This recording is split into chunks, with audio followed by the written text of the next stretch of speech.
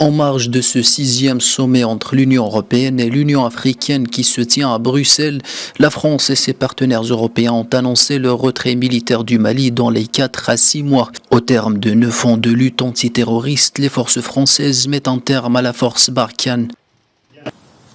Nous ne pouvons pas rester engagés militairement aux côtés d'autorités de fait dont nous ne partageons ni la stratégie ni les objectifs cachés.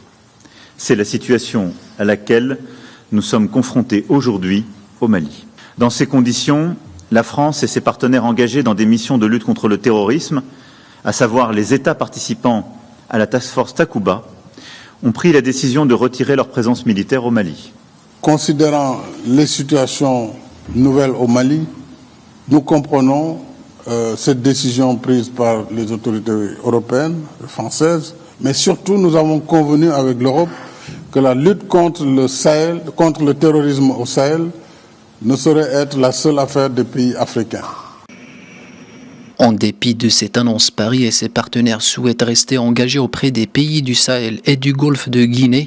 Les grandes lignes de cette réorganisation seront arrêtées d'ici juin 2022, d'après la déclaration conjointe signée par 25 pays européens, africains et le Canada. All of the states in West Africa are vulnerable Tous les États d'Afrique de l'Ouest sont vulnérables face à la menace terroriste qui sévit dans la région. Nous allons donc réexaminer avec nos partenaires la meilleure manière susceptible de répondre efficacement à ces menaces. Il y a un besoin d'une large coalition de forces contre le terrorisme en Afrique de l'Ouest. C'est indiscutable. Outre la sécurité, la santé et la stabilité figurent également au menu du sommet.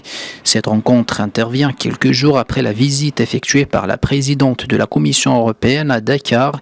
Ursula von der Leyen avait promis que l'Europe mobiliserait 150 milliards d'euros au cours des prochaines années pour aider les infrastructures africaines à se développer.